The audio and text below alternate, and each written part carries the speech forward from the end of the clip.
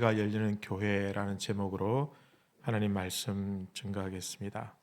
오늘은 저희 교회가 설립된 지 53주년 되는 해입니다. 그래서 3월 첫째 주는 53주년 기념주일로 저희들이 해마다 이렇게 지키고 있습니다.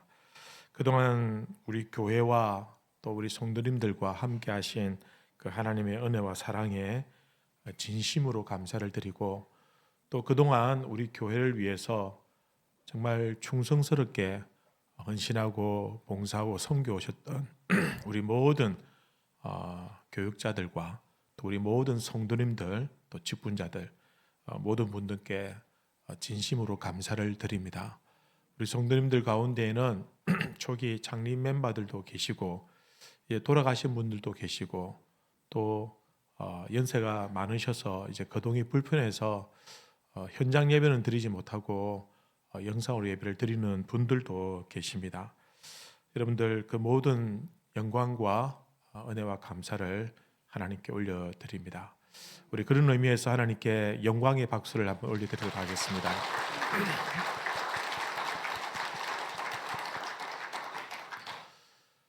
저희 교회에 이제 얼마 전에 어떤 권사님께서 저희 교회에 오면 좀 교회가 꼭 잔치집 같은 그런 분위기다라고 이렇게 말씀해 주신 분이 계세요. 그래서 그 말을 들으니까 참 기분이 참 좋았습니다. 교회 왔는데 뭐 칙칙하다, 뭐 우울하다, 뭐 초상집 같다 이런 말보다는 훨씬 감사하고 좋은 이야기 아니겠습니까, 그죠?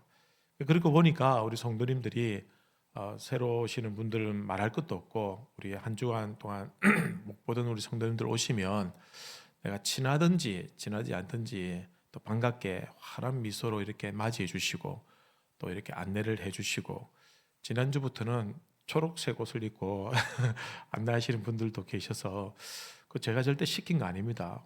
누가 그렇게 시작했는지 모르겠는데 어쨌든 그게 이렇게 시작이 되었는데, 어쨌든 이렇게 예배 오시는 분들을 따뜻하게 맞이하고 환영해서 이렇게 예배를 드릴 수 있게 되어서 감사하고, 또 그렇게 보니까 우리 성도님들도 서로 반갑게 인사하고 또 교제하는 모습을 보니 꼭 잔치집 같다라는 그런 의미인 것 같습니다. 여러분, 오늘 이렇게 53주년을 맞이하면서 우리 사랑하는 가자 동광교회가 매주마다 아니 매일마다 잔치하는 그 천국 잔치가 열리는 그런 교회가 되시기를 주님의 이름으로 축원합니다. 여러분, 날마다 우리 교회에서 뭐 천국 잔치한다고 해서 매주마다 이렇게 호텔 뷔페를 해놓으면은 참 좋겠지만, 뭐 오늘은 어떤 반찬인지 모르겠지만 또 좋은 반찬도 있을 수 있고, 또 때로는 또 내가 안 좋아하는 것도 올라올 수 있겠죠. 또 비록 우리가 가진 것은 그리 많지 않지만, 그러나 교회는 여러분 사랑이 넘치고 은혜가 충만하면 날마다 잔치를 할 수 있는 겁니다. 차린 것은 많지 않지만, 대접할 수 있는 것은 부족하지만, 우리 마음으로 우리가 서로 섬기고 사랑하고 또 교제하면 그것이 잔치가 되는 겁니다. 돈이 많다고 해서 잔치를 하는 게 아닙니다. 여러분, 돈이 많은 분들이 계시죠. 그런 분들이 돈이 많다고 해서 막 늘 다른 사람들 위해서 돈을 쓰고 또 기쁘게 해주고 그런 건 아니죠, 그죠? 그리고 어떤 분들은 좀 가난하고 힘들지만 자기 생활도 빠듯하지만, 그러나 분이 넘치도록 다른 사람들을 섬기고 나누고 베푸는 분들도 많이 계십니다. 누가 잔치하는 삶을 사느냐? 여러분, 많이 가졌지만 베풀지 못하는 삶보다는 가진 것이 많지 않지만 그것으로 섬기고 베풀고 나누는 그분이 날마다 잔치하는 인생이 되는 것입니다. 여러분, 우리를 구원해 주신 하나님의 은혜에 감사하고, 또 교회를 다니고 또 예수를 믿어도 남들과 뭐 당장 뭐 별반 그렇게 큰 차이가 나지 않는 그런, 어쩌면은 또 날마다 전쟁터 같은 그런 공고하고 피곤한 인생을 살아갈 수 있습니다.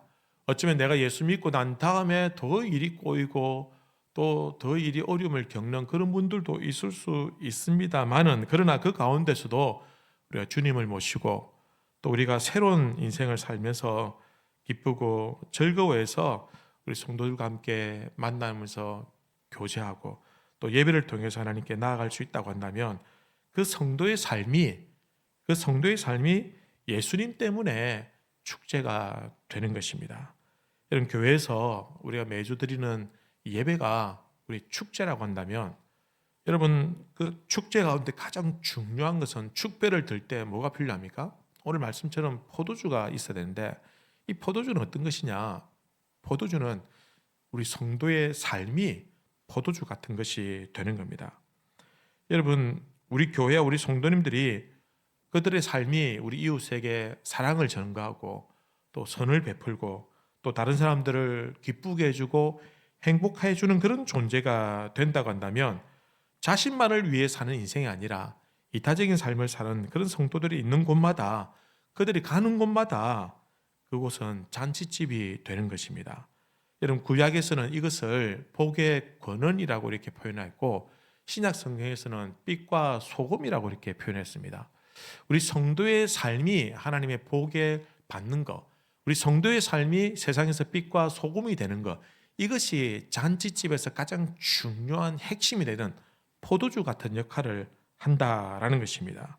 여러분 교회는 세상의 빛과 소금으로서 우리 성도의 삶이 아주 잘 익은 그런 포도주로서 이 세상을 위로해주고 이 세상을 기쁘게 해주고 이 세상을 참 아픔을 품어주고 상처를 위로해주는 그런 역할을 교회가 하는 것입니다. 물론 교회는 세상과 맞서 대척하는 점이 있습니다. 그러나 세상과 싸운다라고 할 때 세상 그 자체와 싸우는 것이 아니라 세상을 지배하고 다스리는 그 악한 영과 싸우는 것입니다. 그럼 세상은 우리의 위로의 대상이고 우리의 섬김의 대상입니다. 우리가 그들을 구원해서 함께 생명을 나눌 그러한 어쩌면은 영혼의 동반자들과 같은 존재들입니다. 그들을 미워하고 정화하는 것이 아니라 그 세상을 지배하고 악한 그 멸망의 길로 이끌어가는 그 악한 영과 우리가 대처하여 싸우고 승리해야 된다라는 것입니다. 여러분 세상이 어떠하든지 교회는 죄로 말미암아 이 황폐화된 이 세상을 미워하고 저주하고 또 더럽다고 추하다고 이렇게 터부시할 것이 아니라 오히려 긍휼력이고 세상이 비록 연약하지만 그러나 우리 성도들이 세상 속에 들어가서 빛과 소금으로 살 때에 그 성도의 삶이 세상을 위로해주고 성도의 삶이 세상을 기쁘게 해준다고 한다면 여러분 그 자체가 천국 잔치가 열리는 것과 같다라는 것입니다. 문제는 여러분 세상이 그렇게 우리로 하여금 위로하고 변화하도록 맛을 내도록 그냥 그대로 내버려 두지 않는다라는 것입니다. 사탄은 교회가 즐겁게 되는 것을 원치 않습니다. 사탄은 성도들이 기쁘게 생활하는 것을 전혀 원치 않습니다. 그래서 어떻게든 우리를 시험하고 무너뜨리려고 하기 위해서 우리의 마음에 미혹과 유혹을 심어줄 때가 있는 것입니다. 교회 갈 때 전혀 기쁘게 하지 않도록 기쁨이 없도록 하기 위해서 은혜를 받지 못하도록 하기 위해서 사탄은 그렇게 교회를 방해한다라는 것입니다. 여러분 우리가 마치 은혜를 받지 않으려고 작정한 사람처럼 아주 우리가 사소한 것들 별것 아닌 문제로 마음이 상할 때가 있습니다. 교회 올 때는 오늘도 내가 하나님께 예배를 드려야지, 내가 예배를 통해서 위로받고 은혜를 받아야지, 우리 성도들과 반갑게 만나서 교제해야지, 이런 마음으로 왔는데 와가지고 아주 사소한 문제, 저 사람이 나를 보고도 인사를 안 하네 이런 사소한 문제, 주부가 나는 왜 꾸겨진 걸 주지, 다른 사람은 피해진 걸 주면서 뭐 이런 것들 있지 않습니까? 그리고 식당에서 오늘 내가 좋아하는 음식이 없네, 별 볼 일 없는 아주 사소한 문제 때문에 사탄은 우리의 마음을 어지럽히고 흔들어 놓게 되는 겁니다. 사랑하는 성도 여러분, 교회 오는 것이 즐겁고 행복하시길 바랍니다. 마치 잔치집에 온 것처럼 여러분 들떠있고 마음이 풍요롭고 그래서 가진 것은 없지만 뭐라도 나누고 싶고 베풀고 싶은 그런 마음을 가진 주의 백성들이 되시기를 우리 주님의 이름으로 기원합니다. 여러분 오늘 교회 오실 때 어떤 마음으로 오셨습니까? 어떤 마음으로 오셨습니까? 좋은 마음으로 오셨겠죠, 그죠? 오늘도 내가 참 예배를 통해서 하나님께 은혜를 받아야지, 뭐 이런 마음으로 오셨겠죠, 그죠? 그렇다고 한다면 여러분 이 자리가 은혜가 충만하고 이 자리가 성령이 충만하고 이 자리가 진짜 잔치집 같은 그런 자리가 되게 하기 위해서는 우리의 심령이, 우리의 마음가짐이 바로 서 있어야 된다라는 것입니다. 여러분 성도의 삶이 축제와 잔치집의 가장 중요한 포도주 같은 핵심이라고 한다면 여러분 오늘 우리 이 예배의 자리에서 가장 중요한 것은 우리의 마음가짐이지 않느냐라는 것입니다. 의외로 많은 분들이 교회를 오시면서도 참된 기쁨과 은혜를 받지 못하는 경우들이 있습니다. 뭐 습관처럼 오시는 분들도 계시고, 내 가정의 평화를 위해서 내가 오는 분들도 계시고, 안 오면 안 될 것 같은 그런 불안한 마음에 오시는 분들도 있을 수 있습니다. 그럼 교회에서 위로를 받고 힘을 얻고 싶은데 교회 와가지고 하루 종일 예배드리고 뭐 봉사하다 보면 지치고 피곤해서 마치 저녁에 돌아가면은 막 그냥 너부러지는 그런 상황이 있을 수도 있습니다만은, 그러나 그 어떤 상황 속에서도 우리가 하나님 앞에서 마음가짐이 바로 쓴다고 한다면, 내 마음이 빛과 소금으로서 특별히 나의 삶이 아주 잘 익은 포도주 같은 그런 삶이 된다고 한다면, 여러분 오늘 이 자리가 잔치 자리가 되고 축제의 자리가 된다라는 것입니다. 사랑하는 성도 여러분, 주님은 우리가 무기력하게 살고 와서 참 근심 걱정에 짓눌려서 기쁨이 없는 그런 어두운 인생을 사는 것 주님은 원치 않습니다. 여러분 교회를 다니는데도 아무런 감동이 없고 감흥이 없고 은혜도 없고 그저 단순하게 종교 생활 하듯이 다니는 것, 주님은 절대로 그것을 원치 않는다라는 것입니다. 그러면은 주님 순간순간 위기를 믿음으로 이겨내고 무기력한 삶을 벗어버리고 승리하고 날마다 천국 잔치 같은 그런 삶을 살도록 우리 주님께서 그걸 원하신다고 한다면, 여러분 오늘 이 자리도 우리 성령께서 함께 하시고 주님 임재하셔서 이미 모든 것을 준비해 놓고 있다고 한다면, 여러분 우리의 마음이 하나님을 향하고 이 자리가 진짜 축제의 자리가 되시기를 우리 주님의 이름으로 기원합니다. 그러면은 오늘 말씀 속에서 그럼 어떻게 하면 우리가 날마다 천국 잔치를 벌이던 것처럼 어떻게 하면 우리가 참 이 축제에서 좀 잘 익은 포도주 같은 역할을 할 수 있을까? 오늘 말씀을 통해서 한번 살펴보면, 첫 번째는 여러분 모든 문제가 생기면 그것을 다 주님께 맡겨야 된다라는 것입니다. 오늘 물이 포도주가 되는 이 기적은 뭐 우리 잘 아는 내용입니다. 뭐 교회를 조금 다녀보면 이 사건에 대해서는 익히 많이 들어보셨을 것이라고 생각합니다. 여러분 오늘 이 사건에서 물이 포도주로 변화되는 이 역사가 있는 데 있어서 물론 이 사건을 이 일은 주님이 하셨지만, 그러나 이 일이 이루어지도록 하기 위해서 결정적인 역할을 한 사람이 있습니다. 누구냐면 바로 마리아다라는 것입니다. 마리아가 아마 친척집에 혼인잔치가 있었던 것 같아요. 그래서 혼인잔치를 갖고 예수님과 제자들도 초청을 받아서 갔습니다. 그런데 포도주가 떨어질 거예요. 여러분 우리는 뭐 이런 문화를 잘 모릅니다만은, 그러나 이 이스라엘 유대 문화에서는 잔치집에 포도주가 떨어지면 그냥 잔치를 망치는 겁니다. 그래서 어떻게든 좀 넉넉하게 많이 준비하도록 되어 있는 것이 관례였습니다. 그런데 포도주가 떨어지니까 이제 사람들 좀 먹고 좀 흥을 낼까 싶은데 포도주가 떨어졌다.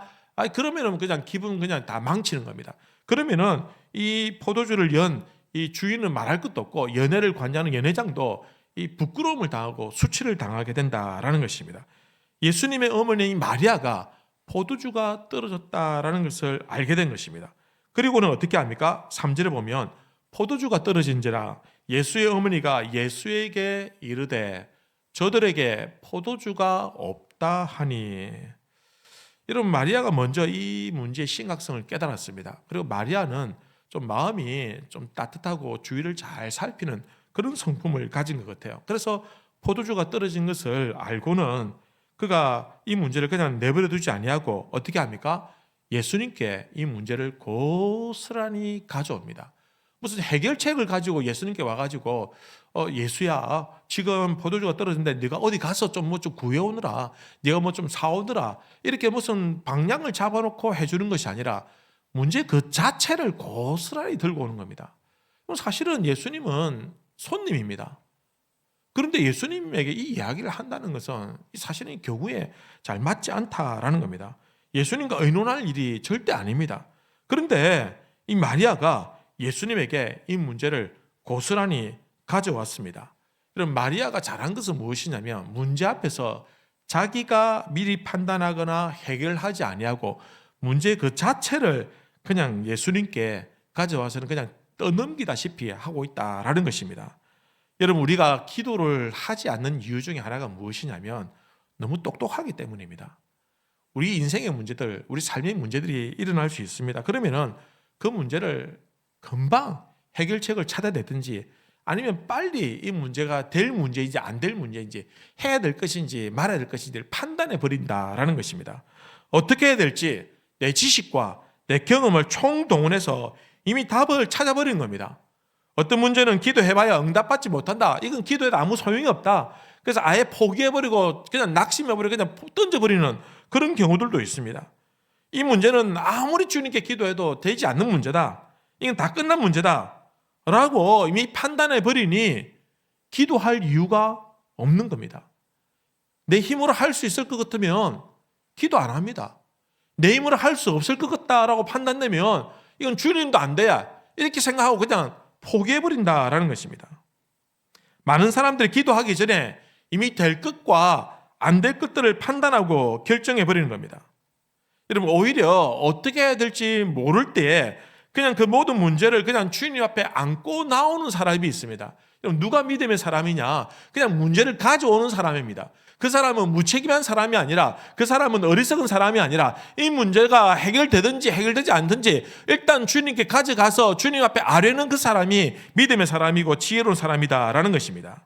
여러분, 우리가 기억해야 될 것은 할 수 있고 할 수 없고는 누가 판단합니까? 하나님이 하시는 겁니다. 될 것과 안 되는 것도 누가 판단합니까? 하나님이 하십니다. 하나님께서는 안 될 것도 되게 하시고 될 것도 막으신다라는 것입니다. 여러분, 그러면 우리의 인생에 문제가 일어났다, 문제가 생겼다, 어떻게 하는 것이 가장 지혜롭고 현명한 방법이냐? 마리아처럼 예수님께 이 문제를 가져 나오는 것입니다. 여러분, 문제는 사람들이 나가기만 하면 되는데, 기도하라고 했으니 기도하면 되는데 그것마저도 하지 않더라는 겁니다. 문제를 들고 오나 수고하고 무거운 짐진 자들아 다 어떻게 하라고요? 내게로 오라. 오면은 내가 대신 짐을 져줄게 하는데도 불구하고 짐을 지고 예수님께 나오지 않는다라는 것입니다. 자기 보고 해결하는 것도 아니고 주님 앞에 나와서 주님 도와주십시오라고 하면 되는데 그것조차도 안 하고 내가 판단하고 내가 결정해서 그냥 포기해버리는 거, 이것이야말로 가장 어리석은 판단이다라는 것입니다. 한 번이라도 기도해보지 않고 한 번만이라도 하나님께 매달려보지 않고 내가 먼저 낙심해서 내가 먼저 좌절해버리는 거.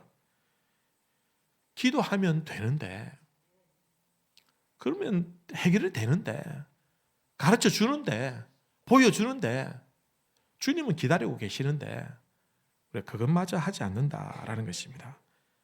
여러분, 요즘 저희 교회 이 기도 생활이 좀 부족하다라고 제가 좀 긴장이 좀 됩니다. 저희 교회가 좀 해결될 문제가 좀 있을 때는 열심히 기도하고 막 이렇게 했는데 요즘에는 걱정거리가 없어서 그런지 평안해서 그런지 오히려 기도가 좀 부족하다라는 생각을 제가 가지게 되었습니다. 여러분, 하나님께서 억지로 우리 기도시키기 전에 기도하시는 우리 성도님들 되시기 바랍니다. 여러분, 신앙생활이라는 것은 어떤 것이냐? 나의 삶의 전 영역에서 주님이 나의 주님이 되십니다라는 것을 인정하는 것입니다. 어떤 부분은 인정하고 어떤 부분은 인정하지 않는 것이 보통 우리의 태도입니다. 나는 안 그렇습니다라고 말하는 것 같지만 그러나 실제로 내 말하는 거, 행동하는 거, 내 태도하는 거, 결정하는 거, 내 살아가는 방식을 보면 이런 어떤 부분은 주님으로 인정하는 반면에 어떤 부분은 절대로 주님을 인정하지 않고 내 마음대로, 내 고집대로, 내 결정대로 하고 있더라는 것입니다. 나의 삶의 전 영역에서 주님을 주님으로 모시고 인정하는 것이 제대로 믿음 생활하는 것이고 신앙생활하는 것입니다. 때로는 내가 똑똑하기 때문에, 때로는 내가 잘 아는 문제이기 때문에, 때로 내가 경험을 많이 했기 때문에 내가 알아서 하겠다라고 기도도 하지 아니하고 섣불리 그 문제에 달려들다가는 사실은 주님이 기뻐하지 않는 일들을 우리가 서슴지 않고 행할 수도 있는 것입니다. 여러분, 누구보다도 내가 잘 안다는 그것조차도 주님께 맡기고 주님을 인정하는 것이, 그것이 바로 신앙생활 하는 것입니다. 여러분, 베드로가 고기를 잡는 일에 전문가였지만, 어부였지만 한 번은 아무리 밤새도록 그물질에도 고기를 잡지 못했습니다. 그러나 고기를 잡아본 적이 없는 이 예수님이, 목수의 아들이 예수님이 저 깊은 데로 가서 그물을 던지라라는 그 말에 베드로가 경험 있고 지식이 있지만 아니 어쩌면은 조금 전에 그곳에서 이미 그물질하고 실패하고 왔을 수도 있는데도 불구하고 베드로는 그 말씀에 순종해서 그물을 던질 때 그 그물이 찢어질 만큼 많은 고기를 잡을 수가 있었다라는 것입니다. 이게 신앙생활 하는 것입니다, 여러분. 베드로가 아무리 고집스럽고 아무리 큰 소리만 치고 아무리 예수님을 3번씩이나 부인해도 베드로의 매력은 무엇이냐? 말씀에 순종하는 것이 바로 베드로의 매력이었습니다. 여러분, 진짜 신앙생활 잘하는 사람, 진짜 믿음의 용사는 누구냐? 하나님 말씀 그대로 순종하는 사람이다라는 것입니다. 내가 평생 내 의지와 내 지식과 내 경험만 그것만 의지하다가는 우리는 아무것도 경험할 수 없고 하나님 능력을 체험할 수 없다라는 것입니다. 여러분, 우리가 어려운 문제를 당하든지 아니면 쉬운 문제라도 그런 모든 것을 주님께 맡길 수 있게 되기를 바랍니다. 우리가 좋아하는 말씀 중에 잠언 3장에 이런 말씀이 있습니다. 너는 범사에 그를 인정하라. 그리하면 내 길을 지도하시리라. 어떻게 하라는 겁니까? 주님을 그를 인정하라. 주님이 너의 주님이란 사실을 너는 인정하고 고백하라. 그러면은 너의 인생을 주님께서 이끌어 주신다라는 것입니다. 범사에라고 했습니다. 모든 일에 큰 일이든 작은 일이든 중요한 일이든 사소한 일이든 모든 일들을 주님께 맡기라는 것입니다. 여러분, 어떤 잔치에 가도 잔치에 문제가 생겨요. 어떤 행사를 가도 행사에 문제가 있고, 여러분 교회에도 문제가 존재합니다. 여러분, 문제 없는 교회가 어디 있겠습니까만은, 그러나 문제가 많지만 그러나 그 모든 문제를 주님께 맡기는 교회가 여러분 믿음으로 승리하는 교회가 되는 것입니다. 여러분, 정말 중요한 것은 우리 인생에서 이왕 거부할 수 없는 인생의 문제들을 찾아올 때, 그 문제를 찾아올 때 내가 그 문제를 어떻게 다루느냐, 그 문제를 잘 다루기만 하면 그 문제는 우리에게 문제가 아니라 기회가 될 수도 있는 것입니다. 여러분, 그래서 쉬지 말고 기도하라라는 말씀이 있지 않습니까? 쉬지 말고 기도하라는 말씀은 무슨 말입니까? 우리에게 항상 문제가 다가오고 엄습한다는 겁니다. 그다음 기도하지 않으면 안 된다는 겁니다. 그러니 쉬지 않고 기도하라라는 것은 시시때때로 우리에게 다가오는 모든 문제들에게 우리가 기도하면 그 문제는 더 이상 문제가 아니라 이제는 단지 기도 제목만 된다라는 것입니다. 여러분, 어떤 문제든지 그것이 기도 제목이 될 때, 성도가 기도할 때 하나님께서는 그것을 통해서 우리에게 은혜를 베풀어 주시는 것입니다. 여러분, 우리 교회에, 우리 가정에 기도할 제목이 많지 않습니까? 기도할 제목이 없는 분이 어디 있겠습니까? 기도할 제목이 많으실 겁니다. 여러분, 항상 주님을 나의 삶의 전 능력의 주주로 고백하고 인정하고 우리 모든 문제를 어떤 문제든지 다 주님께 아뢰고 주님께 응답받는 우리 주의 백성들이 되시기를 바랍니다. 여러분, 오늘 말씀해 보면 예수님께 문제를 가져갔는데 예수님의 대답이 좀 의외입니다. 4절에 보시면 예수께서 이르시되 여자여 나와 무슨 상관이 있나이까 내 때가 아직 이르지 아니하였나이다. 예수님의 자세가 좀 수동적입니다. 적극적이지 않고 이 문제를 가능한 한 좀 피하고 싶어하는 그런 모습을 우리가 짐작할 수 있습니다. 그런데 마리아는 여기에서 포기하지 않고 더 적극적으로 달려듭니다. 뭐라고 얘기합니까? 5절에 보면 그의 어머니가 하인들에게 이르되 너희에게 무슨 말씀을 하시든지 그대로 하라 하니라.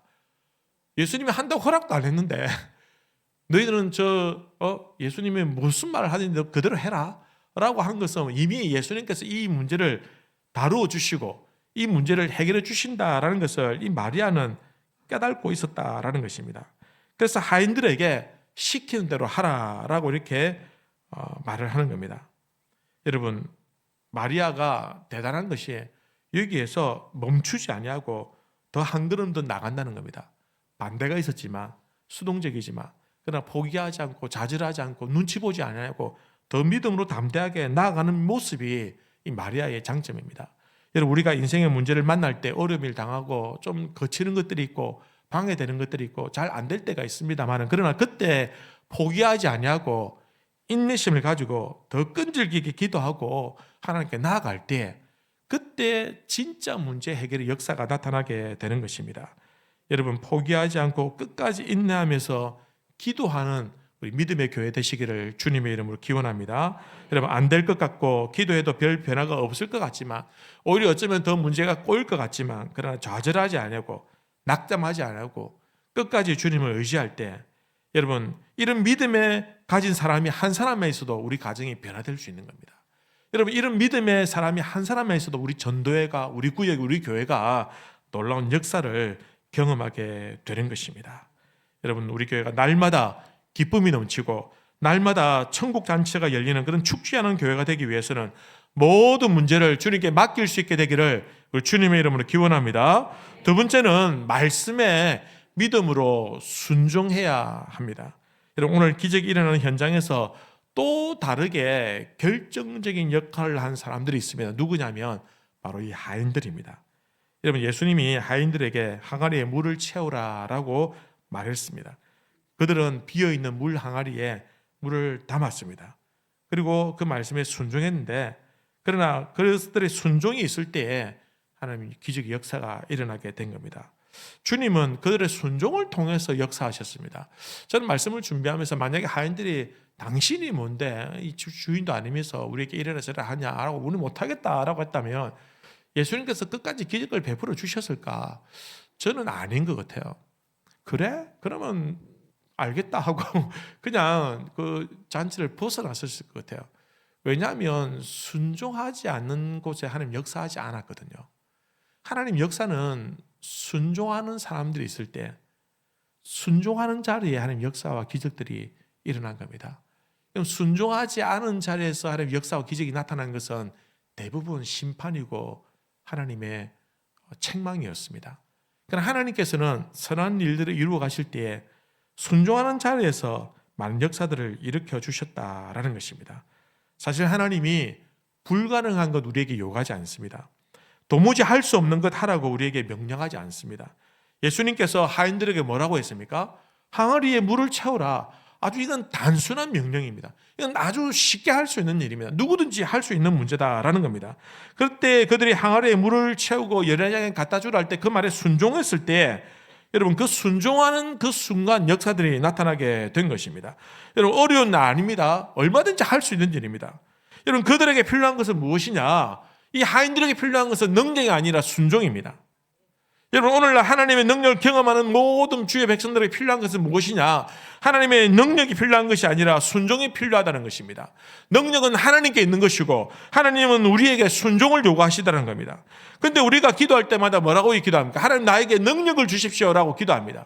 내가 해보겠다는 교만이 있을 수 있습니다. 원래 그런 의도는 아니겠지만 그런 자칫 잘못하면 내가 할 테니까 내가 이루어낼 테니까 나에게 능력만 주십시오라고 기도할 수 있다라는 것입니다. 하나님은 우리에게 능력을 요구하시는 것이 아니라 네가 해봐라 이것이 아니라 순종해라 그러면은 내가 너에게 능력을 줄게 이렇게 되는 겁니다.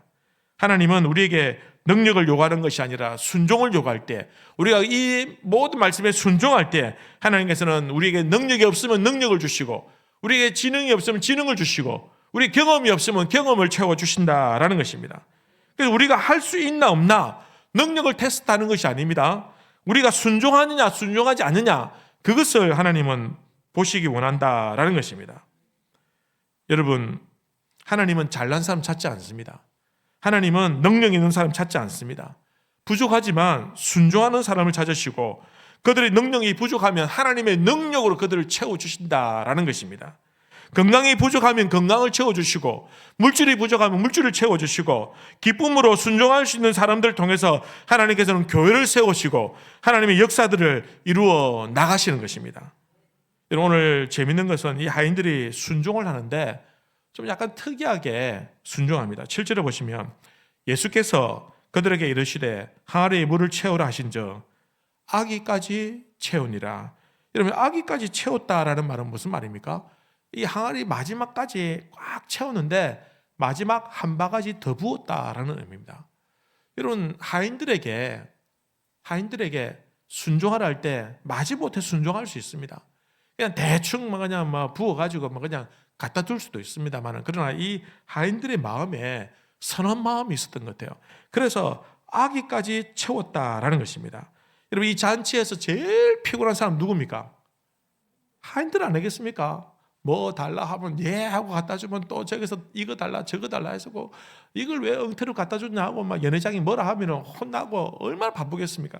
제일 피곤한 사람들은 이 하인들인데 근데 포도주가 떨어지니까 이제 잔치가 끝날 것 같죠? 여러분 이 사실을 누가 제일 먼저 알았겠습니까? 마리아보다는 하인들이 먼저 알았을 것 같아요. 하인들이 딱 볼 때 포도 다 떨어졌네, 됐다, 오늘 이제 일 끝났다라고 이렇게 끝날 것을 기대하고 있는데 갑자기 예수님이 와가지고 항아리에 물을 채우라, 일을 더 시키니까 그들 마음에 진짜 자원하는 마음으로 순종할 수 있겠냐라는 것입니다. 그런데도 불구하고 그들이 순종했습니다. 그냥 투덜거리면서 마지못해서 그냥 부은 것이 아니라 아기까지 채웠다라는 말은 그들 마음에 자원하는 마음으로, 기쁜 마음으로, 순종하는 마음으로 이 일을 이루어 나갔다라는 것입니다. 여러분, 이러한 행동들은 적극적으로 순종할 때 나타나는 행동입니다. 여러분, 하기 싫은 사람에게는 이런 행동 나올 수 없습니다. 불평하는 사람에게는 이런 행동이 일절 일어날 수가 없습니다. 사랑하는 성도 여러분, 이것이 기적이 나타나고 역사가 나타나는 비결입니다. 여러분, 이왕 순종하는 것, 아기까지 순종할 수 있도록, 채울 수 있도록 순종하시길 바랍니다. 여러분, 우리가 이왕 신앙생활 하는 건 좀 뜨겁게 신앙생활 하시길 바랍니다. 여러분, 우리가 봉사하면 마지못해서 막 툴툴거려 하는 것보다는 차라리 기쁜 마음으로 자원해서 여러분 아기까지 채우는 마음으로 순종하시길 바랍니다. 기도할 때도 여러분 아기까지 채우시길 바랍니다. 여러분, 대충 하지 맙시다. 하다 말다 하지 말고, 불평하면서 하지 말고, 원망하면서 하지 말고, 아기까지 채우는 그 마음으로 순종하는 주의 백성들 되시기를 우리 주님의 이름으로 기원합니다. 여러분, 교회가 날마다 천국 잔치가 열리는, 그런 축제가 열리는 그런 교회가 되기 위해서는 아기까지 채우는 사람들이 여기저기서 일어나야 되는 것입니다. 여러분, 봉사할 때 이왕이면 아기까지 즐거운 마음으로 채울 때에 구역이 부흥이 되고 기간이 즐거운 겁니다. 여러분, 오늘 기간별 찬양 축제 준비하실 때 여러분 어려움들도 많이 있을 겁니다. 여러분, 갑자기 기관장이 뭐 이상한 곡을 들고 와가지고 이번에 한번 망가져 보자. 이러면 이게 뭐냐, 나 이런 거 죽어도 못한다. 결국 나중에 다 하더라고 보니까요. 어려우시죠? 힘드시죠? 이왕 하자라고 했다고 한다면 여러분 그냥 아기까지 꽉 채우는 마음으로 하면은 오늘 좋은 결과가 있을 줄 믿습니다. 여러분, 우리가 신앙생활 하는 것은 바로 여기에 있습니다. 우리가 아기까지 채우는 마음으로 순종할 때 하나님 반드시 크게 역사해 주신다라는 것입니다. 여러분, 고린도후서 9장에 보면 이런 말씀이 있습니다. 각각 그 마음에 정한 대로 할 것이요 인색함으로나 억지로 하지 말지니 하나님은 즐겨내는 자를 사랑하시느니라. 이 연보에 대한, 헌금에 대한 그런 교훈이 담긴 말씀인데, 헌금을 할 때 억지로 하지 말고 자원하는 마음으로 즐겨내라. 그러면 하나님이 그것을 기쁘게 받으신다라는 겁니다. 그럼 하나님은 거지도 아니고 하나님 뭐 돈이 필요한, 투자가 필요한 분 아닙니다. 여러분, 우리가 가지고 있는 거 아주 하잘 것 없고 보잘 것 없는 겁니다. 하나님 그거 빼앗으려고 하시는 분이 아닙니다. 하나님 무엇을 보길 원하느냐, 그 마음, 그 들고 하나님께 드리는 그 마음을 보길 원하신다라는 것입니다. 여러분, 즐겨내는 자가 하나님 기뻐하신다고 했습니다. 이게 우리의 모든 삶의 원리가 되어야 될 줄로 생각합니다. 여러분, 즐거운 마음으로 가정을 섬기고, 즐거운 마음으로 양육하고, 즐거운 마음으로 직장에서 일을 할 때에 하나님께서는 기쁨이 넘치게 하시고, 또한 은혜를 베풀어 주셔서 안 될 일도 되게 하시고, 되는 일은 더 잘 되게 해주신다라는 것입니다. 사랑하는 성도 여러분, 여러분들 삶이 날마다 잔치하는 삶이 되시길 바랍니다. 여러분, 구역과 전도회와 또 우리 교회가 여러분 매주일마다 드리는 모든 예배가 잔치하고 축제하는 그런 예배가 되시기를 우리 주님의 이름으로 기원합니다. 여러분, 풍성한 삶이 여러분 회복되길 바랍니다. 그러기 위해서는 우리의 삶의 중심에 주님을 주님으로 인정하며 초청하시길 바랍니다. 그리고 그분에게 우리의 모든 문제를 다 들고 주님 앞에 나아가서 주님 앞에서 엎드려 기도할 때, 그렇게 또한 우리에게 그 말씀에 순종할 때, 아기까지 채우는 그 말씀에 순종할 때 하나님께서는 물이 포도주가 되는 역사를 일으켜 주신다라는 것입니다. 여러분, 기적의 포도주가 되셔서 여러분 가정과 직장과 여러분 섬기는 교회가 날마다 축제하는 교회가 되시기를 주님의 이름으로 기원합니다. 이 시간 다 같이 한번 기도하십시다. 말씀을 생각하면서